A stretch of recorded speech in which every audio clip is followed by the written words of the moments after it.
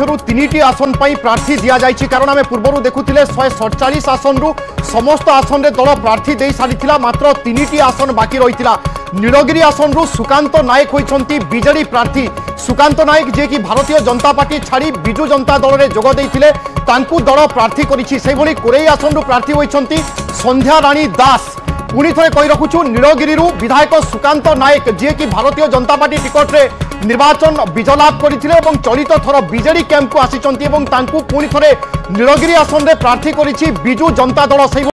Core i आसन प्रार्थी होती संध्या राणी दास वर्तमान समय बड़ खबर कारण 3टी आसन बाकी रही 147 आसन रु से 3टी आसन में प्रार्थी देछि विजु जनता दल खंडपड़ा आसन को नहीं अनेक चर्चा होता खंडपड़ारू प्रार्थी देछि दल आम आपको टीवी स्क्रीन में देखा चेष्टा करुचु 3टी आसन रु क्यों आसन में दल क्या प्रार्थी करिछि सर्वप्रथम रही नीलगिरी आसन जो प्रार्थी घोषण विलंब होता अनेक चर्चा होता बाकी थिबा अर्थात शेष 3टी आसन पर प्रार्थी घोषणा करिछि विजु जनता दल